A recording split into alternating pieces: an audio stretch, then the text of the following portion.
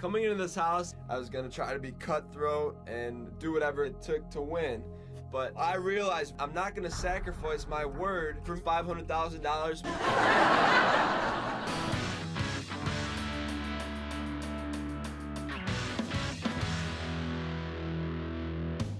What's up, YouTube? I'm BB Futurology, and this is my top 20 moments of Big Brother 10. That's right, 20 moments. Big Brother 10 is so good that I'm making this video a two-parter. So be sure to subscribe to see part 2 next week, which will include replacement nominee roulette and other great moments. And if you're watching this video a week or more from when I dropped this one, the part 2 will be linked in the description below. Obviously, spoiler warning ahead, don't say I didn't warn you. Alright, let's cut right to the chase. Number 20. I don't say that too often. But it's episode 1, and I think night 1 too, or at least that's what the edit has us believe. And Jessie tells everyone he's going to sleep early because he's super tired. And then Renny enters the room, and she turns on the light while a bunch of people are sleeping, but she quickly turns it back off. Then in the dark, she tries to open the door and thinks it's locked, and she is loud as hell, saying this door is locked. It's locked! Y'all, it's locked. No way. I swear to you, it's locked! Then Steven gets tired of her and opens the door immediately with zero issues. Then she just starts wheezing laughing from the situation. And then Jessie, in another room over, is woken up, and Jessie and Renny have a little confrontation. And she says she's sorry, which is important later, but he's just mad that he was woken up. And it honestly wasn't anything very big. Then later, in Jerry's HOH room, Renny apologizes again for the situation. And Jessie just says, I wish you would have apologized earlier. But she did, and of course Big Brother shows the receipts of it. Then she calls him a liar while the whole room is just silent watching them. Talk about awkward for the rest of the house guests. While this was pretty casual, these two really set the tone for the season because there's non-stop fighting from here on out. Number 19. Week 1, Brian was able to convince Jerry to put up Renny and Jessie because of their little conflict. Brian felt like he was in complete control of the entire house, so he was getting pretty power hungry. He was saying stuff like, what if I could promise you safety if you give me your vote? And other demanding things, and he just rubbed almost the entire house the wrong way. Then 8 of them get together, and they want to demand that Jerry has to put up Brian. So they want to get Jerry up to his HOH room without Brian or Dan. And April asks to use Jerry's HOH bathroom. Then he goes upstairs with her, and that's where all 8 of them are waiting for him. And they offer him safety to put up Brian, or they'll target him going forward if he doesn't. So Jerry eventually complies, and he puts up Brian, and Brian is the first one to go home. And this move blindsided Brian, obviously, but it also blindsided Dan, and it set the stage for how Dan was going to have to play the first half of this game. And that's as a weak player, or at least constantly convincing and reinforcing to everyone that he's a weak and not good player, and it really worked out for him. I think this was a great thing for Dan, but let's be real, Dan could have gotten to the end from any power position. Number 18. One week there's a food competition. It's a competition where there's 2 teams, and the losing team ends up on slop for the week. And Renny and Jerry end up on the same team as Libra, and Libra isn't happy because they lost. And she made a comment about how having the 2 oldest people on the same team isn't fair. Then later, Keesha isn't happy with Libra, so she tells Renny and Jerry about this very comment. So Jerry brings it up to Libra, and she explodes. No. I did not say that. Yes, you did. No, I did not! Wow. Talk about a short fuse. Jerry even gets a little heated too. I don't go behind anybody back. It comes body. Okay? Then Libra asks Jerry who said it, and Jerry misconstrues the question and says Renny. So then Libra goes off on Renny, and Renny doesn't take it lying down. Listen, I had 3 people in the room. I don't give a what he says. I'm telling you that what you said. I didn't say you were slow and old. You better not. This was really comical. But I gotta say, this was one of the tamer fights this season, but on some other seasons, this would have been the most dramatic thing to happen all season long. Big Brother 22. Number 17. Memphis is talking in a room full of people and casually drops how the one person in the house he wants out is Jerry, with Jerry right there in the room. So Jerry says he knows, and he doesn't really care because Memphis was disrespectful, and then he calls Memphis a womanizer, and Memphis does not take this lightly. Excuse me? You really want to say that to my face? Are you out of your mind, old man? Are you out of your mind? You grabbing some girls, you're married and you call me a womanizer? You want to see me get real? I'll get really real. Don't come to me like that. Do not come to me like that. Jerry just stays so composed this whole time, Another huge memorable moment. And I love the tension in this room between everyone else besides Jerry and Memphis. Number 16. So a bad game of telephone happens and causes Michelle to think Jerry says he'll float to power no matter who has it. This really gets under Jerry's skin and he defends himself.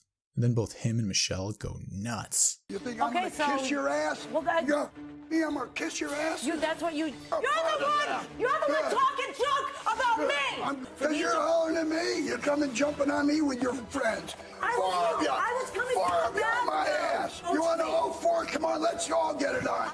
Yeah. This is wild stuff. The first time I watched this season, I never expected Jerry, a 75-year-old man and the oldest player to ever play the game, to get this heated in the house. And then of course Jessie hops in on this too, to say Jerry will float to power, which in retrospect is pretty funny because Jerry was the opposite of a floater. He was firmly on one side the rest of the season, so this hot take is pretty off-based. Number 15. If you don't know, before coming in on Big Brother 10, Dan Gheesling was a Catholic school teacher and also a football coach. And this came in handy because during one of the endurance competition, or more specifically the wall competition for this season, Dan was pretty bored and he told the 3 women who were still on the wall that he'd give them a motivational speech if they wanted. So it was Michelle, April, and Renny left on the wall, which, for the record, Renny being in 3rd place in an endurance competition is wild. She was 53 at the time of this season and 20 plus years older than the other 2 girls, so hats off to her for lasting this long. But Dan, being the football coach he is, offers the girls a motivational speech, so they each get one. And it's up to you. I can't do it for you. I'm too old. Sparky can't do it for you. Patrick can't even do it for you. It's up to you. The hairstylist from New Orleans. You can show the world right now. Now get out there and go kick their ass. You're from the smallest state in the entire country. If you lay down, Rhode Island's smallest state in the nation, it's small for a reason, because they're weak. Or you can say, hey, I'm putting Rhode Island on the map right now. How bad do you want it? And do you even want it? Because when this is over, you can never come back here, ever. You're never gonna be hanging on a building, ever again. So if you let go, you better be ready to deal with that with the rest of your life. Dan is an awesome player, but he's also extremely entertaining. This was so much fun and so lighthearted in an otherwise intense season. And then April wins HOH, so I guess the speeches only worked for one of them. Number 14, Keesha's birthday. I'm never going to be able to do this scene justice, so I recommend you just watch this scene yourself because it's so good. I put the link of a YouTube video of it in the description down below because it's so iconic. So do yourself a favor and just watch it after you watch this video. So Keesha and Libra are trash talking April pretty loudly apparently, and Jessie is chilling in the adjacent room, and he just overhears everything. Since he's on the block, he takes this opportunity to tell April to try to shake things up. So April confronts Libra and Keesha, and she quotes what they say in the bedroom alone, and escalates immediately. Okay, who do we need to talk to right now? It's Who do we fine. need to talk to right now? No, it's not fine. Who do we need to talk to right now? Because I didn't say you yelled at me. And then Keesha walks away and starts venting, and by venting, I mean yelling. Little bitch, don't walk into the room and throw things at me, because you and I, we just don't get along as it is. They both start yelling at April and asking her who said it, and eventually she does admit it was Jessie. Then cut to Memphis just laughing about everything. This is why, America. This is why you put all 30-year-old women in the house, because they go crazy. Jerry tries to warn the girls that Memphis is saying something. Libra interrupts him, and Jerry says shut up. Renny's reaction is an instant classic. Sticking fingers in people's faces, damn it. Okay, this It's is great. inappropriate. At one point, Libra makes a comment if he can hear us through the walls, which he can, and he does in that moment. So he just jumps up and joins the room. So they go off on each other too. You want to yell at me for laying down? I'm not playing your game. Okay. Conversation ended. Did not give me Very credit. apparent. Again, defending. Yeah, I'm defending Conversation myself. over. Yeah, it's over with you. See, you want to bring it to people, but when it's brought to you, then you don't, okay. And then reminder in case it needs to be said, this was Keesha's birthday. And they had a birthday cake and everything, even if it was kind of a sad excuse for a birthday cake. And eventually, after a while of struggling to get everyone together, the world's most awkward happy birthday in the history of happy birthday songs. Happy birthday To you. Happy birthday to you. Happy Happy birthday, dear Keesha. Happy birthday to you.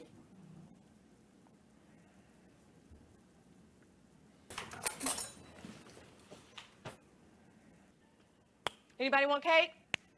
And then, of course, immediately after, everyone just starts yelling again.